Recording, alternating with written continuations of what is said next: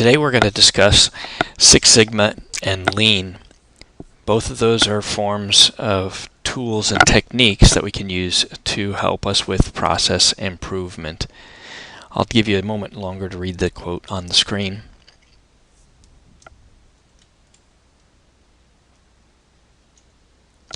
Process improvement. The inverted pyramid that we have here denotes how the process improvement process is interconnected and how it focuses toward developing a standardized, efficient process or processes. And you can read up on the top where we have the initial perception of a problem. This may be come from the form of a customer complaint, an employee identifying a problem, and we move on to clarify the problem. If we get a customer complaint, for example, they may say they waited too long. Well, we may have to clarify what do they mean by waiting too long. Did they have to wait too long in the waiting room, or are they waiting for a pharmacy for their meds? So once we've clarified the problem, we can locate the point of the cause. Then we go and delve into root cause analysis. And in root cause analysis, when we have an event where an injury occurs caused by the hospital or by medical management rather than by the underlying disease or condition of the patient, we're generally required to do a root cause analysis. But simply stated, a root cause analysis is a process designed for investigating what, how, and why something happened, and for determining how to prevent the same thing from happening again. And the steps in the root cause analysis are: we collect the data, we identify the causal factors, we identify the root causes, and we generate recommendations for corrective action. And that's on an overview of the root cause analysis.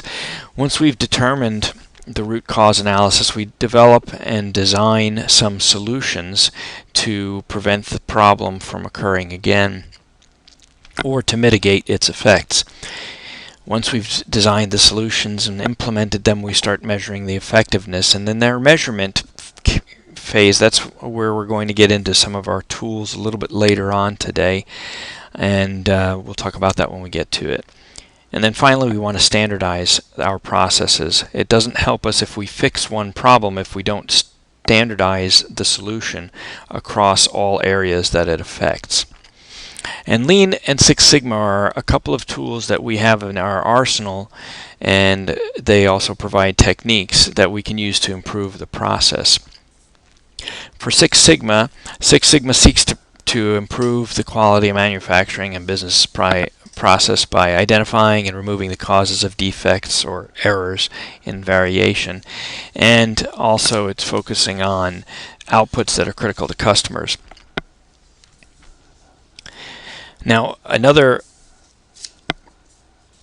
description of Lean Six Sigma, or explanation of Lean Six Sigma, is that it has its quality and performance improvement approach, and it has its roots in the manufacturing industry. A lot of the process improvement techniques and tools come out of the manufacturing process, and it's only been fairly recently that healthcare has started to integrate some of these process improvement techniques into healthcare in scenarios. And in the late 1980s, Motorola began an initiative to eliminate defects and improve the efficiency of its operations. The goal, or the overall goal, was to reduce the defective work so that the company could deliver their products at a lower cost, all at the same time offering better customer service. And the approach came to be known as Six Sigma, and it's derived from the Greek symbol sigma for standard deviation out of the statistical realm.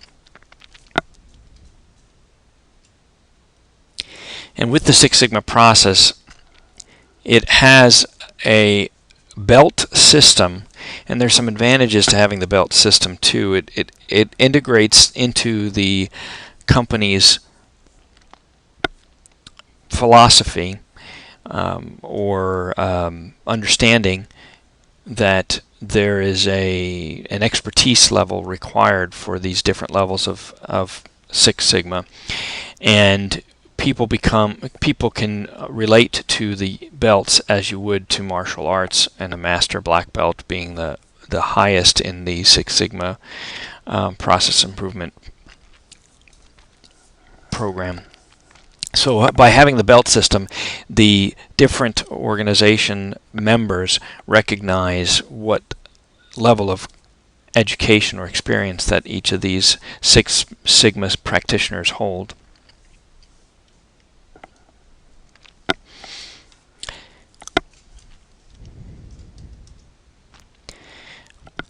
Now here's a Lean Six Sigma timeline, and we'll discuss just a few of these on here. The Gilbreths right here in the middle. If you can read it, it says It's Cheaper by the Dozen. Was actually a book by one of their children. They had 12 children, and they worked on motion studies and efficiency, reducing the number of movements it takes a worker to perform a task, for example. And Shewart came up with the statistical process control that we talked about in the last session, and the plan, do, check, act model.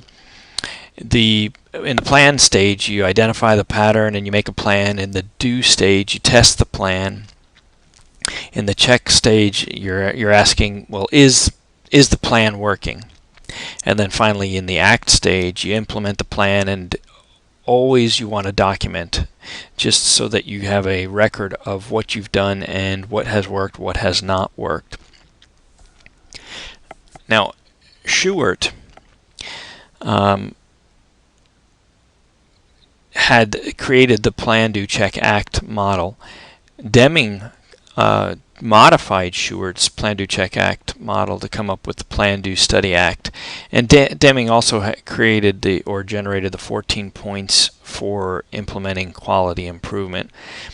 And those briefly are: create consistency of purpose, lead to promote change, build quality into the product. In other words, we don't want to depend on inspections to catch problems. You want to build the quality beforehand. Number 4 is you build long-term relationships based on the performance instead of awarding the business based on price.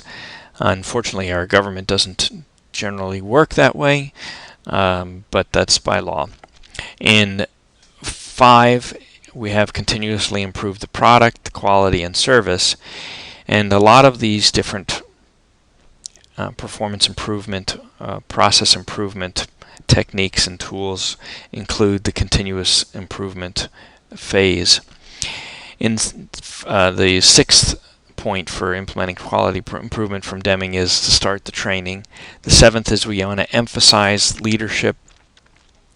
In other words, top-down approach to our process improvement or our quality improvement. We don't want to just have it start from the ground up, because you need the support of the leadership.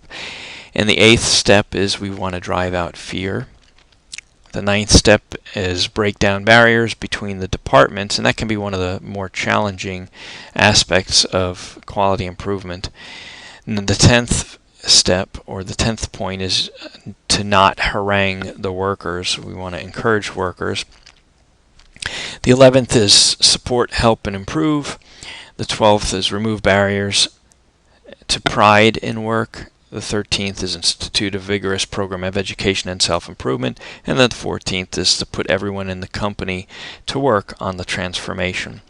Now, some of these points and some of the things that we're talking about may seem elementary, but we're talking about 50, 60, 70 years ago in management.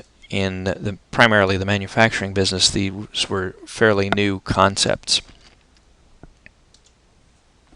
As we proceed into the 80s, we have statistical process control in there a little bit more, and total quality management had its genesis around that time, and it encompasses the total quality management encompasses the entire organization, from the supplier to the customer, and the focus is that it's stressing a commitment to management to have a continuing company-wide drive toward excellence. And we want to do that. We want to drive toward excellence in all aspects of the products and services that are important to the customer. There's a lot of overlap in these different techniques and systems for process improvement that you'll see as you study further into them. And there are 7 concepts of total quality management. Those include 1, continuous improvement. As I said, that's a kind of a reoccurring concept, and that's the continuous improvement is essentially it's a never-ending process of continual improvement. It covers people, equipment, materials, procedures. Every operation can be improved. The second concept of total quality management is Six Sigma. The third is employee empowerment. And perhaps a good example of this is in an organization such as a tech support department. When I was the chief information officer of the medical center I was recently at, I told my customer service branch chief that he had the latitude to fix any problem up to $100 without my permission or without contacting me. He had that pre-approved decision-making authority. And $100 may not seem like a lot, but that reduces the amount of times that he has to inconvenience the customer while waiting to get a hold of me. The fourth is benchmarking. Fifth is just-in-time. And the sixth concept in the total quality management is some of the Taguchi concepts, and the seventh is the knowledge of total quality management tools. And we won't be getting into all of these different techniques and processes or systems for process improvement. We'll be focusing today on the Lean and the Six Sigma approaches, and then the Lean Six Sigma combined approach. Now let's discuss Lean a little bit. Now, Lean is the continuous elimination of unnecessary, non-value-added steps within a process, and it has 2 primary principles. One is flow and one is pull. And the principle of flow dates back to the Ford Motor Company in the early 20th century when Henry Ford introduced the assembly line process to produce the Model T. And the restocking process that you have in a supermarket can illustrate the principle of a customer pull. Toyota was one of the first companies, if not the first, to successfully combine the 2 concepts of flow and pull together. And it's known as the Toyota Production System. It's kind of the flag bearer of what is now commonly called Lean. So the concept of value, making value flow uninterrupted at the pull of the customer, single piece versus batch flow, and the elimination of all the activities that don't contribute value to the customer serve as the foundations of Lean. So in the 1940s and 50s, the Toyota was on the verge of bankruptcy.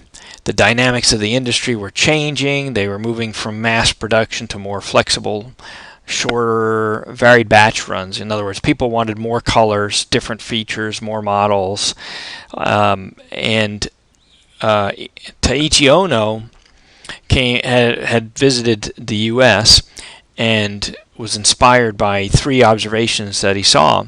One of them was the Henry Ford's assembly line, and that inspired him with the principle of flow. In other words, keep the products moving because no value is added while the product is sitting still.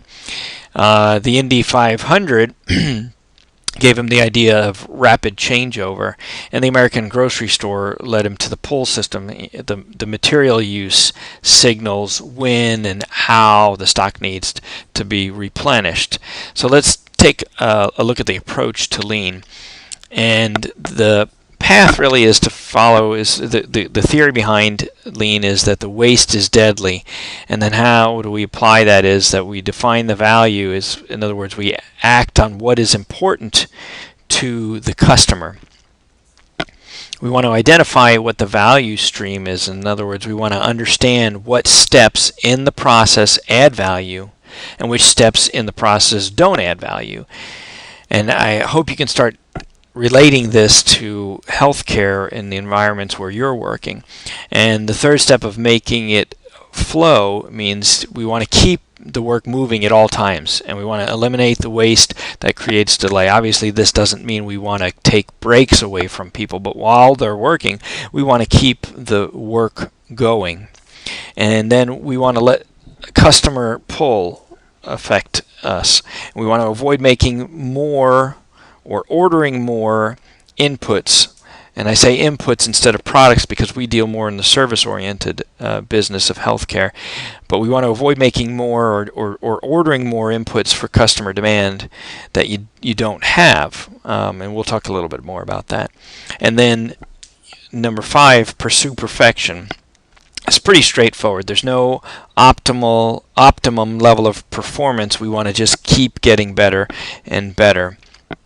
And our focus is flow focused, and the assumptions are that there are non-value added steps exist. So in essence, we're saying that in every process that we have, in every service that we provide, somewhere we can remove some non-value added steps in there. At least that's the concept behind the lean. And the results are that we want to reduce the cycle time. If you go back to our previous discussion about the process, and we want to take the cycle time and reduce that time. So what are some of the forms of waste that we have? Well, if you'll notice, the first letter of each of these types of wastes is highlighted in red, and the abbreviation spells out Tim Woods as a means to help you remember. So some examples of wastes in healthcare are for transport, we can waste time or creating some sort of waste by moving patients from room to room. I'm sure many of you, if not all, have been in an experience where you're going in for healthcare. So the first thing you do is you go in, you get weighed in, they get your blood pressure, your vitals. Then you go back to the waiting room. Then you go back into one of the treatment rooms and you wait around in there for a little while. Another transport waste is moving equipment in and out of procedure room or operating room instead of having it all there, the required items there. And for inventory waste, an example is overstocked medications on the units or in the pharmacy itself. And another waste is the motion category, and again, this kind of goes back into the moving patients around, but leaving patient rooms. This also applies to the actual employees or the healthcare providers, in that you might leave a patient room to, say, get the supplies that you need for the patient or to get the patient record. And we can think about this right now and say, oh, well, that would be silly. Why would I go in to see my patient without the patient record? But if we don't have a process standardized, that can happen. We might leave the patient room to document health care also. That's another form of potentially a form of waste. And then there's the waiting waste, waiting for internal transport between different departments, whether that be the patient or patient record if we're still on a paper record. An overproduction type of waste is, say, printing a hard copy of a report when digital is sufficient. Perhaps even the hard copy, like health record in the first place, might be considered a form of waste. The overprocessing is, let's say, and this one I imagine most of us have gone through, is asking the patient the same questions multiple times. Not only is that wasteful, it can be frustrating from the patient perspective. And then for the defects category, we can say wrong site surgeries.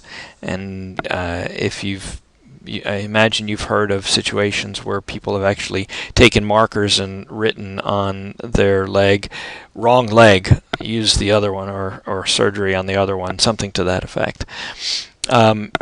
And then the final category of waste is the skills, and an example of that might be that the staff's not involved in redesigning the processes in their workspace. So we're going to go ahead and mandate this is the new way of doing things, and not get the staff input on that.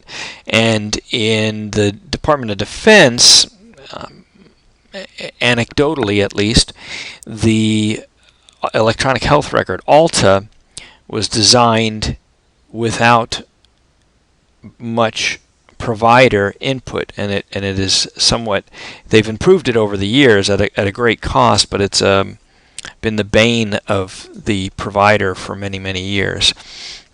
And let's talk a little bit about lean principles. So the principles behind lean are, we want to eliminate waste and retain only the value-added activities. We mentioned that already. We want to concentrate on improving the value-added activities, and we want to respond to the voice of the customer. Now, the customer may be an internal customer, maybe the patient in the healthcare situation. Also, we want to optimize processes across the organization. You can see just from the principles of lean how this could be a continuous improvement type of approach. Some of the foundations behind the lean principles are that we want to standardize work. We should analyze the work and define the way that best meets the needs of all the stakeholders. So the current one best way to safely complete an activity with the proper outcome and the highest quality using the fewest resources is what we're trying to focus on.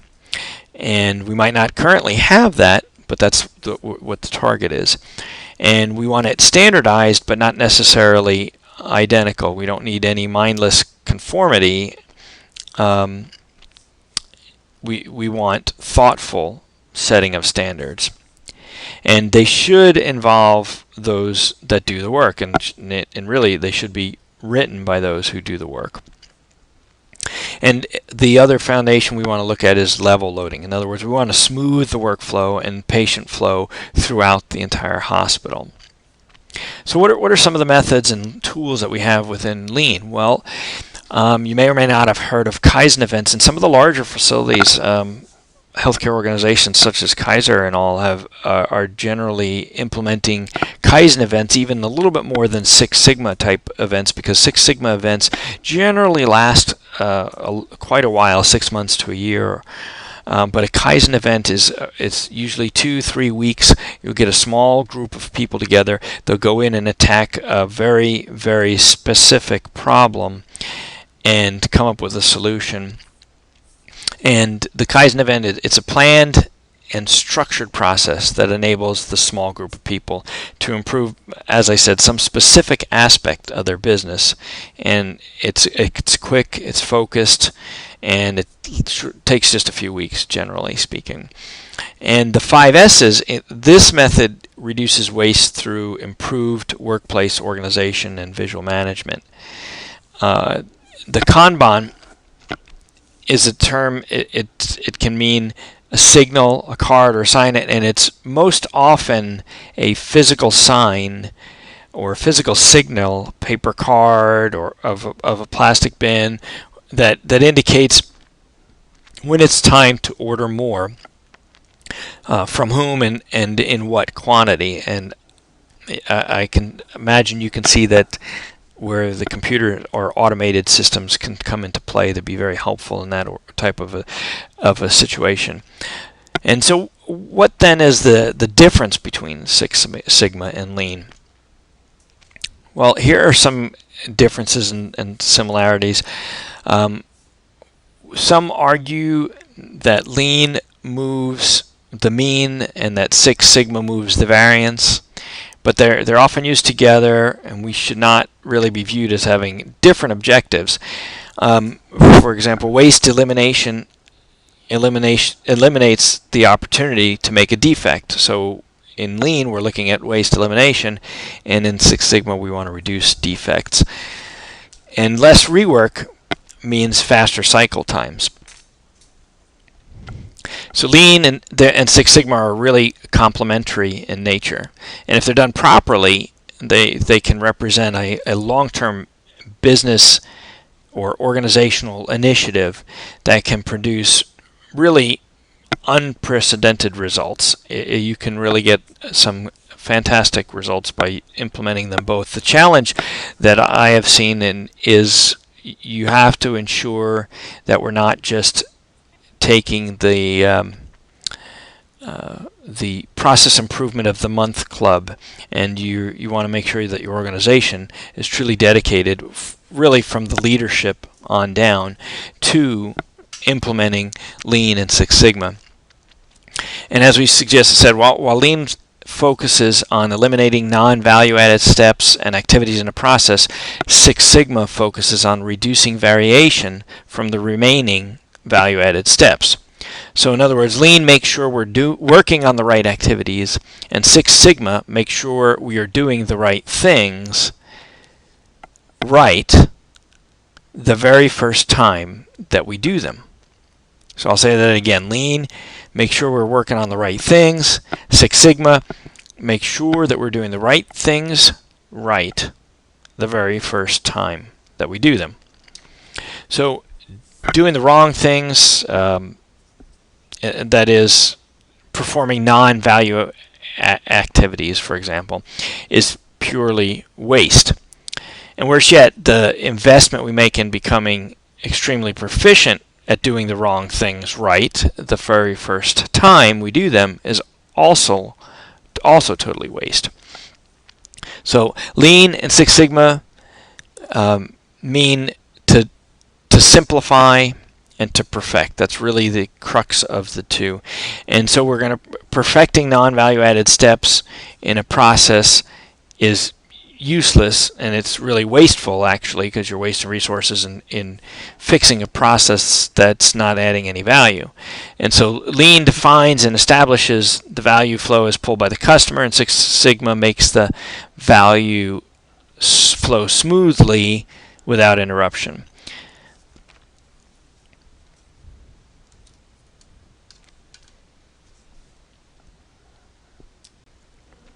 I mentioned earlier the term voice of the customer. Let's go into that a little bit further as we discuss Six Sigma a little bit more. In Six Sigma terminology, the results that fail to meet performance standards are called defects. And they're typically reported as defects per million opportunities, or DPMO. Six Sigma is the performance level that we get when a process yields only 3.4 defects per million opportunities, and you can imagine that's pretty challenging in some processes. The goal is to achieve an almost perfect level of quality, which would be defect free, and that requires understanding and eliminating defects in a process to move continually closer to the goal of Six Sigma. So when we have talked about our control charts in the last session, we were talking about the voice of the process, more or less. In other words, we were looking at the data from the process and setting our standards, or our upper control limit and our lower control limit, based on what the data was telling us. And the idea here is kind of in reverse from the control charts. And again, there we let the data decide what the limits were and look to see if there were any outliers, which was the voice of the process. And now what we're doing is we're saying, let's define what our limits are, and let's see if our data fit into them, and that is the voice of the customer. Now, we may be the customer, it may be based on actual patient use. So we have the standards different here. You can see it by the voice of the customer versus the voice of the process. And the two of them are independent of each other. And we'll talk a little bit more about the voice of the customer and how that fits in with our as standard deviation, our standard distribution. But before we do that, let's talk about how far do we go toward reducing the defects. And again, with Six Sigma, the goal is 3.4 defects per million opportunities. So that's pretty a low number of defects. And let's just look at this as a little bit of a comparison here of the different good values that we have. We have 3.8 sigma here and 6 sigma listed. So you can see the comparison. There's a stark difference in the number of units that are, or the number of defects that we see based on whether we're going with the 3.8 sigma or the 6 sigma. Do you want to have unsafe drinking water for almost 15 minutes a day, or do you have 1 unsafe minute of drinking water every 7 months? You can see there's, like I said, a stark contrast. Do you remember the standard normal distribution when we were doing our statistics? And we had a little bit of talk about the empirical rule, and we know that one standard deviation, approximately 68% of all of our observations would fall into that. Well, that's related to 6 sigma. And when we refer to 6 sigma, what we're referring to, though, if you remember, minus 3 standard deviations to plus 3 standard deviations was approximately 99.7% of all the observations. Well, that's 6 sigma, isn't it? Well, it is. It's a span of 6 standard deviations. So it's -3 to the mean is 3 standard deviations, and then from the mean to plus 3 standard deviations is another 3 standard deviations, or plus 3 sigma is another 3 standard deviations. Or so for that equates to a total of 6 sigma, or 6 standard deviations. However, when you're referring to 6 sigma as the process improvement method, we're really referring to -6 sigma to plus 6 sigma, or a span of 12 standard deviations. And that's why you are talking about on the very outskirts of the probability distribution in the tails. So let's look at the normal distribution to relate to the goals of 6 sigma. And the 6 sigma has 2 meanings, really. It has a statistical definition of the process that is, as we said, 99.9997% capable. It's referred to as, and that is 3.4 defects per million opportunities, or DPMO. But the second meaning is that it's a program or a method designed to reduce defects, lower costs, save time, and of course we want to improve customer satisfaction as well. It's really a comprehensive system for achieving business and sustaining business success. So what we look at on the screen here is our distribution, and if you look here, we want to prevent our defects by reducing variation. So right now we have our lower limit and our upper limit, and we have defects are those that fall outside of our boundaries, of our limits. So we want to try to reduce the variation, in other words, decrease the variation, and that will narrow up our distribution in the hopes of getting it to fit, our data to fit within the lower and upper limits. And then we also want to center the process, and we're going to be talking a little bit about this a little bit later when we get into our process capability.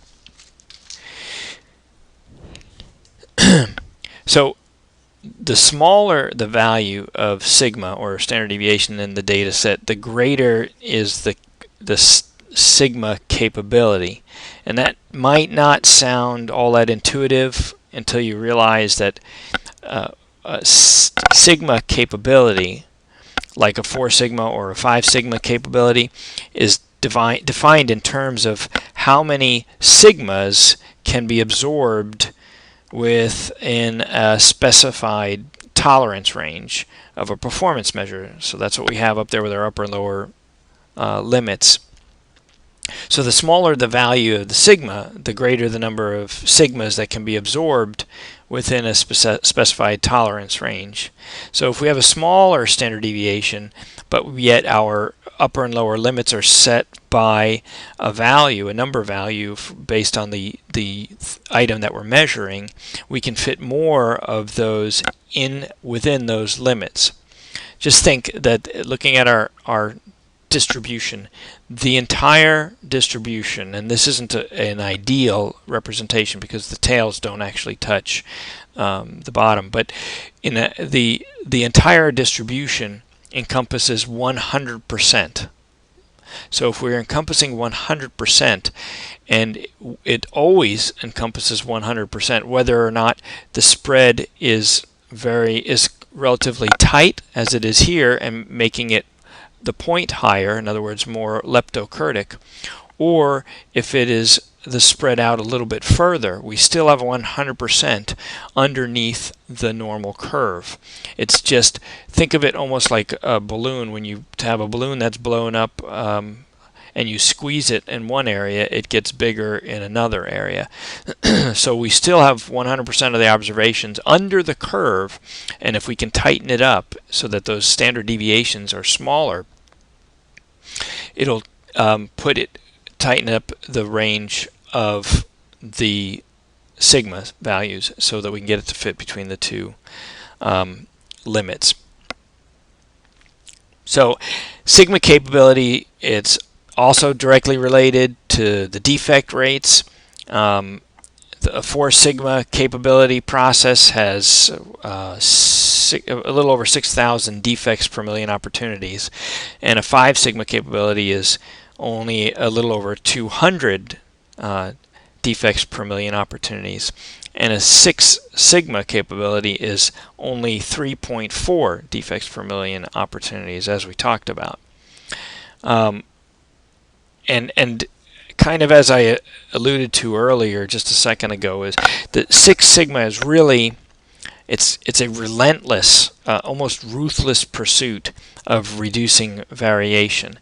It's about producing better products and services faster and at a lower cost. And in order to do that, we need the tools to guide us along, and the leadership also has to be behind us in order for us to do that. And we'll talk about a little bit about the tools again, as I said, when we get into the process capability. The important thing to note is we've got a couple of different ways that we're going to try to focus with 6 sigma, and that's reducing the variation, making our distribution tighter and taller, and we also want to center the process a little bit, and we'll talk about that a little bit more later. So what types of problems might be good for a 6 sigma project? Well, we want a good example of a problem is one that has no known solution, currently no known solution. We don't know what the root cause of the problem is. We don't know the process. The problem is complex, and we need some statistical analysis involved to help solve the problem. Ideally, the problem is going to be part of a process, and the process is repeatable. It really doesn't do us a whole lot of good to focus on improving the process if we're never going to use the process again. We also want to be able to define a defect. Again, that doesn't necessarily mean a defect in product. It can be a defect in service as well. The project will take 3 to 6 months, and yeah, it can take sometimes a year as well.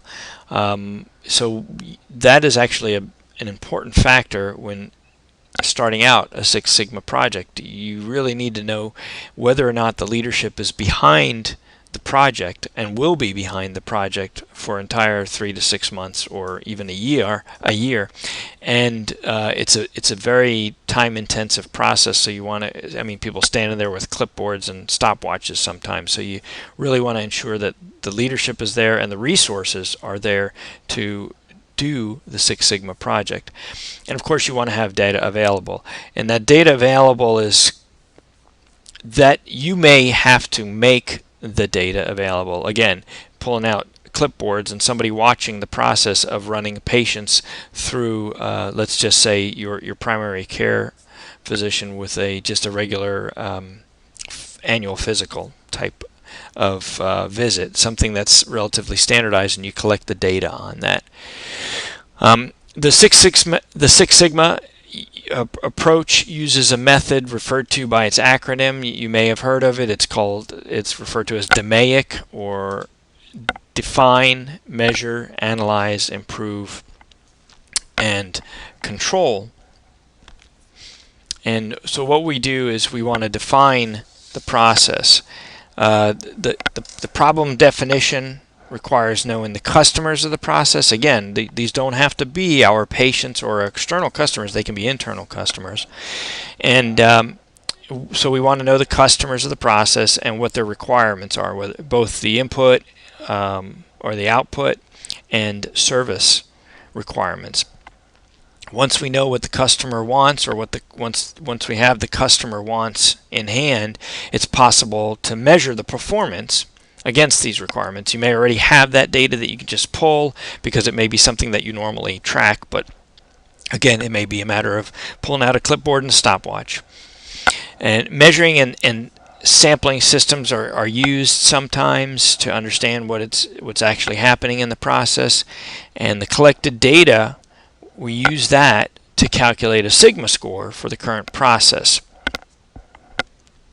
Now, when we use the Six Sigma quality approach, the process performance is reported to the organization as a sigma level. The higher the sigma level, the better the process is performing. And we kind of talked about that with the capability there. The more sigmas you can get in there, the better. And it also means you have fewer defects per million opportunities. Another way to report process capability and processors performance is using the statistical measurements of the process capability ratio and the process capability index. And we'll go into greater detail on the process capability ratio and the process capability index shortly, but just know that those are a couple of the tools that we have in our tool bag for performing the Six Sigma quality approach. Now, once we've gathered the data, we've measured the data, analysis of the information and hard facts obtained through the management activities leads to prioritizing the potential causes of the problems being investigated. So we want to pretty much shake them all out and prioritize, rack them and stack them, what our problems are and what's the sequence that we're using. And then at that time, we do an initial hypothesis of the cause. We formulate the initial hypothesis. We do further information analysis, and until we can keep conducting information analysis until we get the root causes of the undesirable performance, and we identify what those root causes are. We select we take the potential solutions, and we select the one we want based on the probability that the solution is actually going to solve the problem. And we also factor in the ease and the cost of implementing the solution. After we implement the improvements, the sigma score for the process is recalculated to quantify the actual improvements made. So we measured it beforehand, we implement the improvement, and then we go ahead and measure it again to see, hey, did it work? Did we accomplish what we were trying to do? And then what we do is we take the performance measures, and we establish the performance measures to capture the deviations from the standards and to predict when we're going to have some future problems, or whether we'll have some future problems before they occur. And we also have those performance measures to help us sustain the improvement.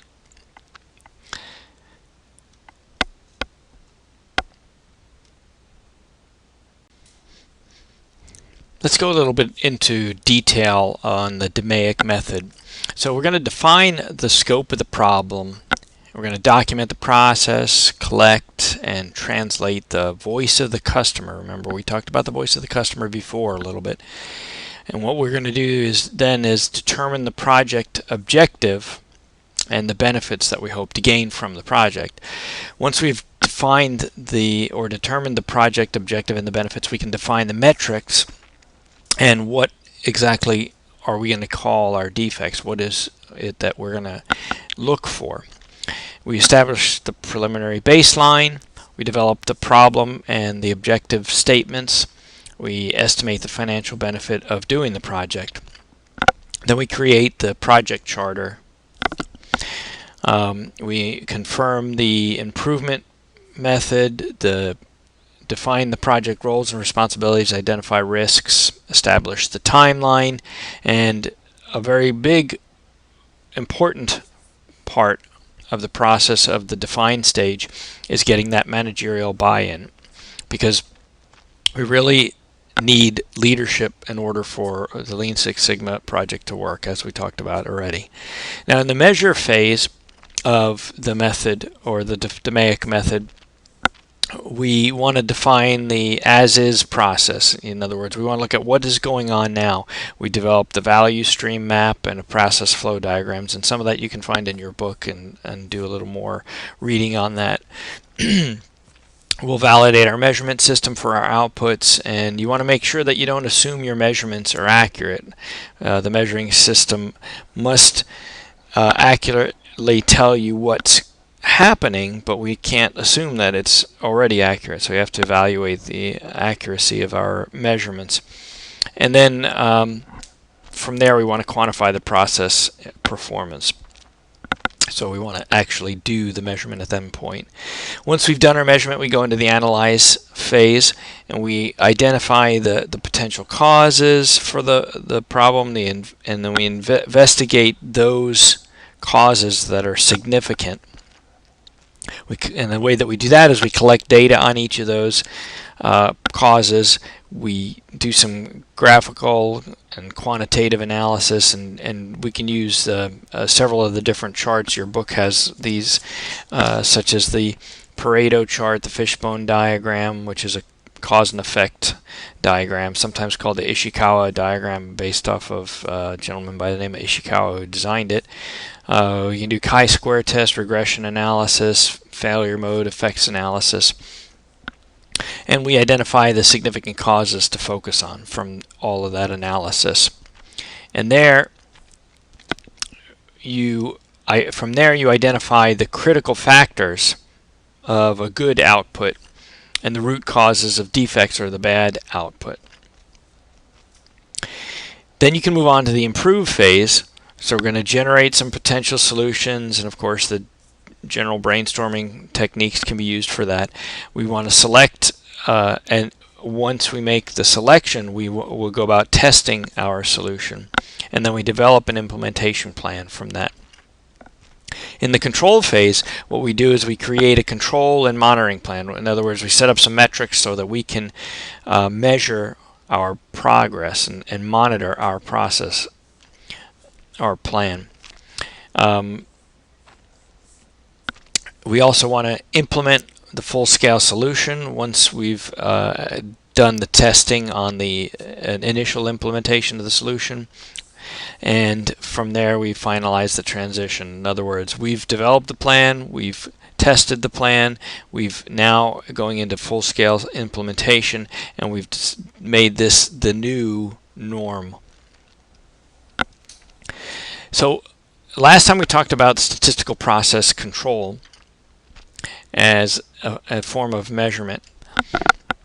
Today we're going to talk about process capability, and statistical process control helps managers achieve and maintain a process distribution that does not change in terms of its mean and variance. And remember, we made those tables or the charts, the process control charts. The objective of the statistical process control system is to provide a statistics-based signal when assignable causes of variation are present. And we had the four different or the several different types of assignable causes of variation that we talked about. And the statistical process control charts are tools for identifying problems. And what they do is they focus on what's happening with the data. In other words, the data from the process determines what the limits are, and then determines if there are any outliers or any deviations from the limits. And the control limits on the control charts signal to us or to whoever is using them when the mean or the variability of the process changes.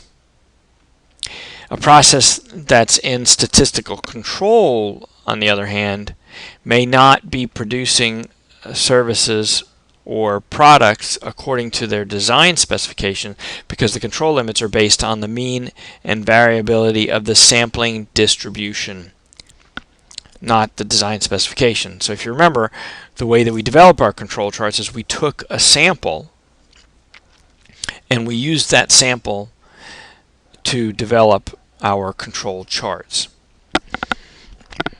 Process capability refers to the ability of the process to meet the design specifications for a service or product. So we have design specs, and we use those to set up our boundaries and our limits within the process capability measures.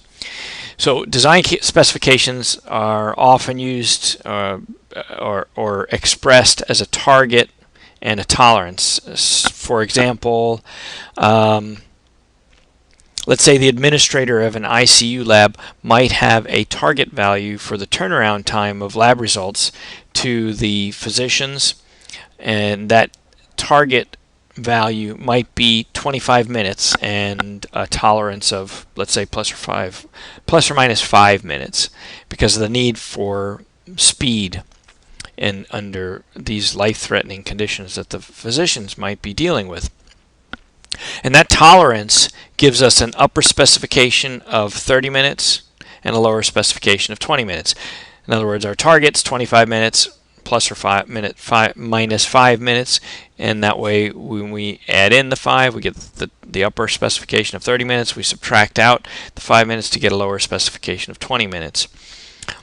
Something to consider as well, though, is that the administrator is also going to be interested in detecting the occurrences of turnaround times of less than 20 minutes because we might learn something from that we can build into the lab process in the future and then readjust our tolerance limits.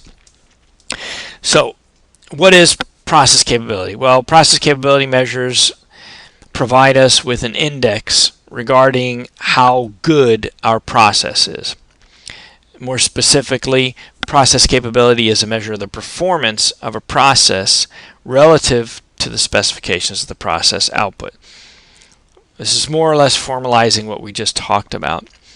Determining the capability of a process is sometimes referred to as comparing the voice of the process to the voice of the customer.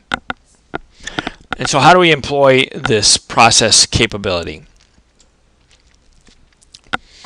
Well, we use the capability measures, and they can be applied to administrative processes or production-oriented processes. So in other words, pretty much everything that we do, we can use, that we can measure, we can use the capability measures for. We use the capability indices to predict the defect rate of a process. Knowing the capability of a process then allows us to estimate the proportion of the output that will be defective. That is, how much of the output will not meet the customer's specification. And remember, when we're talking about the customer, that could be the patient, could be an internal customer, fellow employee, or a different department. We use the capability indices to quantify process improvement. In other words, or that is before and after the improvement, we can use the capability indices so we can measure our improvements. We use the capability indices to compare the performance of different types of processes. The capability indices are usually without a unit. They're unitless. And for that reason, we can directly compare the performance of two really different processes, or very different processes. For example, we could compare the performance of, say, an accounting process with the performance of a person manufacturing machine parts. Or actually, really, we would want to measure the accounting process against the performance of a process for manufacturing parts.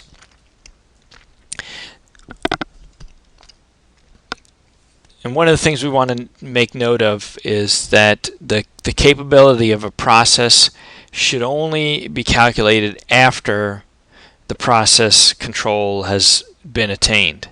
If it's uncontrolled, your process is uncontrolled, it's unstable and likely it has a changing standard deviation and a shifting location. So if that's the case, then the capability has no meaning if the process is continually in flux. So you remember we talked about the voice of the process versus the voice of the customer. The idea here with the capability process measures, or excuse me, the process capability and measures and the process capability analysis is kind of in reverse from what we did with the control charts. When we use the control charts, we let the data decide what the limits were and look to see if there were any outliers. That was the voice of the process. But now we're saying, let's define our limits. Then let's see if our data fits into them. And that's the voice of the customer. And if our data doesn't fit into the limits that we come up with, then we change the process until they do fit. So the diagrams on the screen show us one process that is capable, that is, it's working within the specifications, and then the other one that's not. So if you see, we have our lower specification and our upper specification limits here. And in this particular diagram on the top, the process is capable because it's within the upper specification limit and the lower specification limit.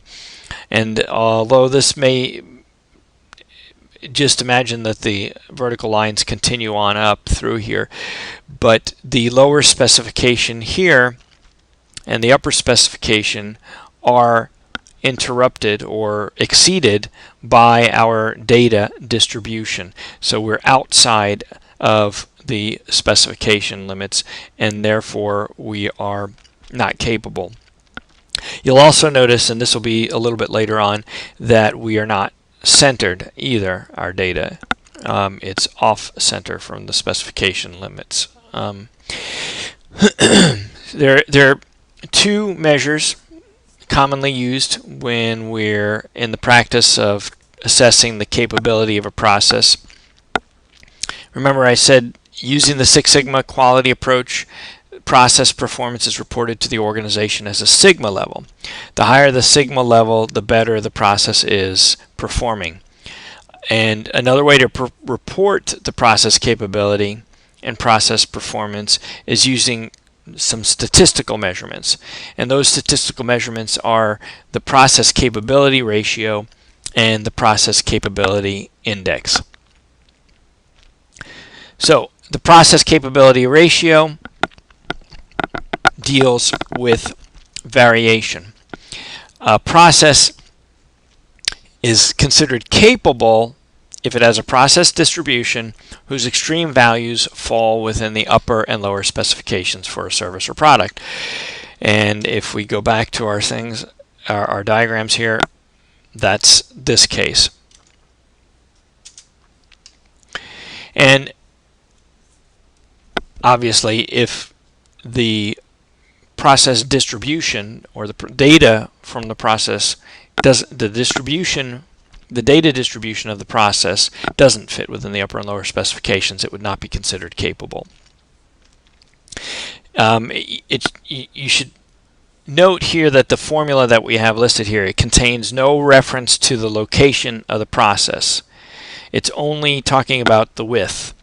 And because of that, it's calculating the best potential capability of the process.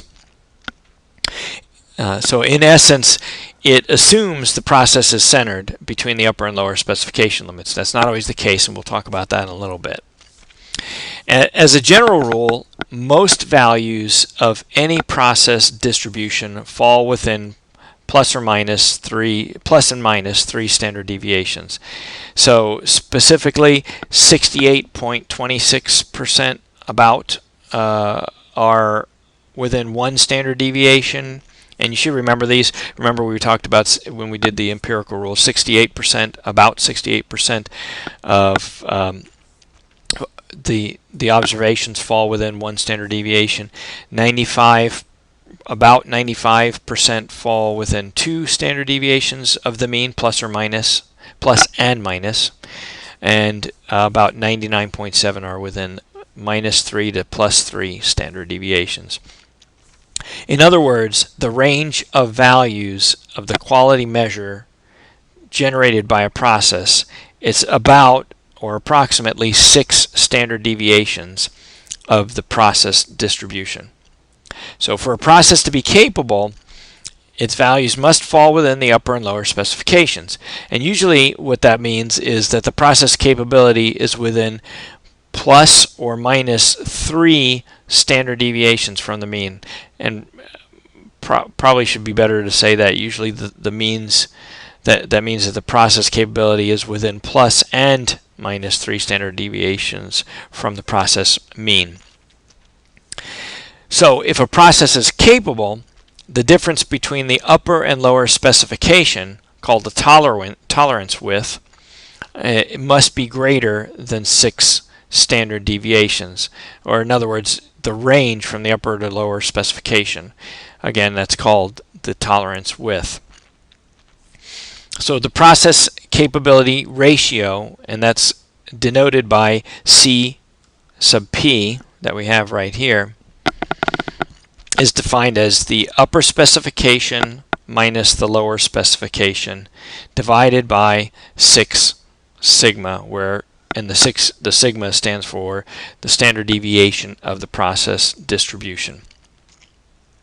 So once we've calculated that out, it is a C sub P, or the process capability ratio of 1.0, implies that the firm is producing 3 sigma quality, and that process is consistently producing the outputs within specifications, even though some defects are generated. Now, if we get a value that's greater than 1, that implies that there are higher levels of quality that we're achieving. And so organizations striving to achieve greater than 3 sigma quality use a critical value for the ratio greater than 1. So an organization that's targeting 6 sigma quality will use 2.0.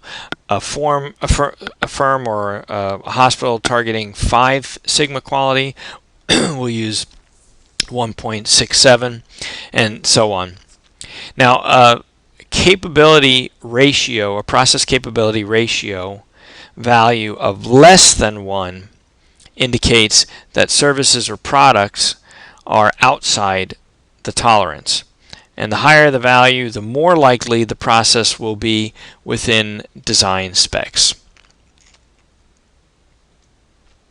And here are just a few different levels of quality that you can find, and it gives us the various levels of quality. Remember that the DPMO stands for defects per million opportunities, and this is just a visual guide to give you an idea of what sort of critical values you would be using depending on which sigma level that we're targeting.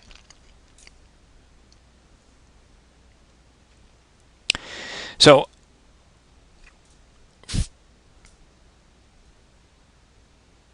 we'll pause the video here and move on to the next video as a separate video. We left off with our table of various levels of quality, and I went back and highlighted the 6 sigma or 3.4 defects per million opportunities row just for reference purposes. Back to our capabilities discussion. It's unfortunate, but our processes are not always optimally placed in the center of our specification range. So for that reason, we require another measure besides the capability ratio that will actually indicate the actual capability of the process by allowing for its location relative to the specification range. The capability process index is the proportion of the process natural tolerance, in other words 3 sigma, between the process mean and the closest specification limit. So the process capability index deals with centeredness and measures the difference between the desired and the actual dimensions of goods or services produced. Now the process is capable only when the capability ratio is greater than the critical value and the process distribution is centered on the nominal value of the design specification. For example, the lab process may have a process capability ratio greater than 1.33 for turnaround time. However, if the mean of the distribution of the process output is closer to the upper specification, lengthy turnaround times may still be generated. Likewise, if it's closer to the lower specification, very quick results may be generated. So the capability index measures the potential for the output of the process to fall outside of either the upper or lower specification. And the process capability index, CPK, is defined as the minimum of either the X double bar or X bar bar minus lower specification divided by 3 sigma, or the upper specification minus X bar bar divided by 3 sigma, where X bar bar or X double bar is the process mean and sigma is the standard deviation. We take the minimum of the 2 ratios because it gives us the worst case scenario. Or if we're only concerned with one direction, we may only look at that one direction or the other. And if we have large values are bad, then we might only look at the second term, or if small values are bad, we might only look at the first term. So if CPK is greater than the critical value, say 2 for 6 sigma quality, and the process capability ratio is also greater than the critical value, we can say the process is capable. If CPK, or the process capability index, is less than the critical value, either the process average is close to 1 of the tolerance limits and is generating defective output, or the process variability is too large. And a capability process is not necessarily in the center of the specification, but it falls within the specification limit at both extremes of the tails. And we'll look at this in just another second or two. Well, okay, maybe a minute or two.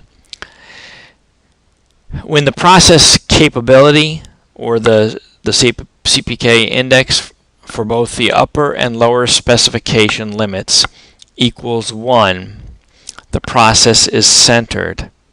I'll say that again. When the process capability, the CPK index, for both the upper and lower specification limits equals 1, the process is centered, and the process is capable of producing within plus or minus 3 standard deviations. In other words, fewer than 2,700 defects per million opportunities. A CPK index of 2.0 means the process is capable of producing fewer than 3.4 defects per million opportunities. 6 sigma quality. And when the process is centered, both the process capability ratio and the process capability index will be the same. So let's take a look at how we interpret the process capability index. So if we have a CPK index of 1 for both the upper and lower specification limits, right here, that means we have a process variation that is within the upper and lower limits. So our whole distribution fits between the upper and lower limits. As the CPK increases above 1, the process is better than the specification requires. In other words, our distribution is getting tighter and taller, and it becomes increasingly target oriented. In other words, it's focused toward the center, and we have fewer defects. However, if we have a CPK that's less than 1.0, we don't meet specifications. Now let's compare the difference between the process capability ratio and the process capability index using a little bit of an analogy here. And so consider this gun analogy. If your shots are falling in the same spot, forming a nice tight shot group like the yellow ones here on the left-hand target, this is a high CP, or process capability ratio. And when the sighting, when we adjust the sights on the gun so that this same tight shot group is landing on the bullseye, like the blue shots are on the right-hand target, you now have a high CPK, or process capability index. Now that we've looked at the comparison, let's go ahead and do an example.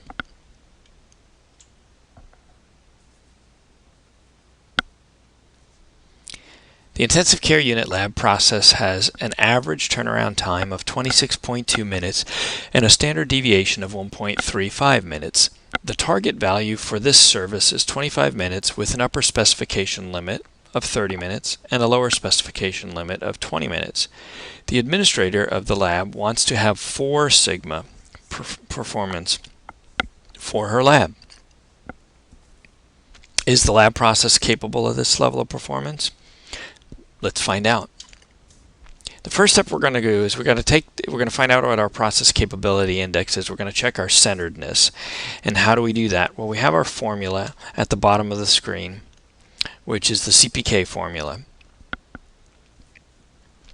And we're going to take the minimum of either the X bar minus the lower specification divided by 3 sigma, or the upper specification minus X bar divided by 3 sigma, or 3 standard deviations. So we fill in the blanks. Again, our mean turnaround time is 26.2 minutes. So we have our 26.2 minutes, our X bar, minus 20, our lower specification limit, divided by 3 times sigma, or 3 times the standard deviation. And we get 1.53.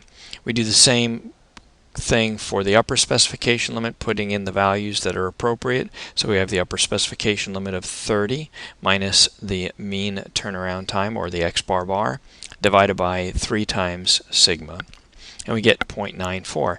In this case, the upper specification is relevant, so CPK is 0.94. The process capability index for the upper specification is 0.94. Since the target value for 4 sigma is 1.33, and we find that by dividing 4 sigma by 3 sigma, and we can do the calculation, and we get 1.33. Since the target value for 4 sigma is 1.33, the process capability index tells us this process is not capable. But note that it doesn't tell us if the problem was the variability of the process, the centering, or the both. So next we'll look at the process variability with the process capability ratio. So we look at the process capability ratio formula down at the bottom of the screen, and we plug in the numbers. So we have our upper specification minus our lower specification times, divided by 6 times the standard deviation, or 6 sigma, and that equals 1.23. So this does not meet the 4 sigma target of 1.33. There's too much variability.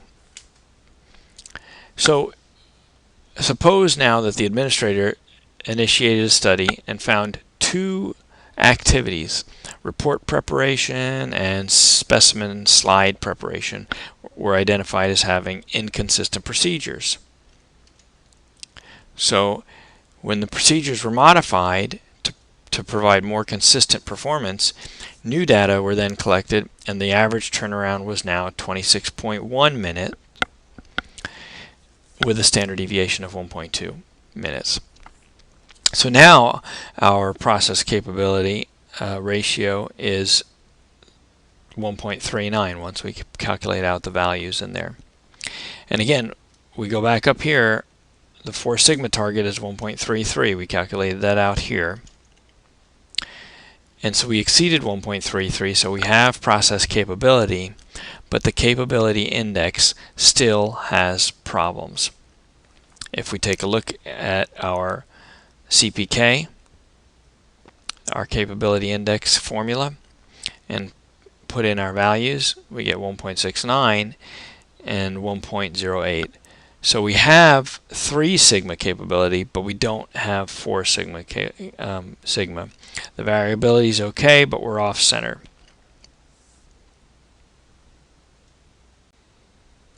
This is the spreadsheet that I'm providing you. It comes with the textbook, and I've focused on the process capability tab.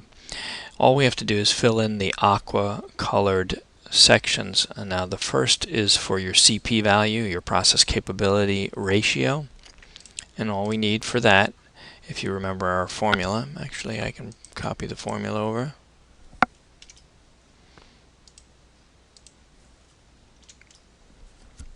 So that our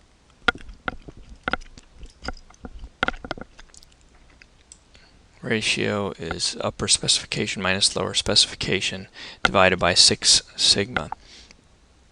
And if we have our standard deviation, let's take our original value first. We have our standard deviation of 1.35, and the specification width is just the numerator, upper specification minus the lower specification.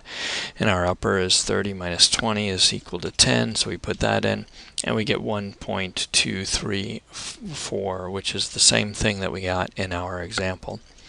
And before we move on to the CPK, our process capability index, we'll go ahead and just put in the new values that after we made the changes. Now our standard deviation is 1.2, the width is still the same, 10, and now we get 1.38, or 1.34 is what we had in our book. Now for our CPK,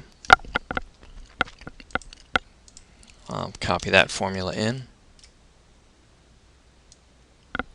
and hope it shrinks down without too much of a mess.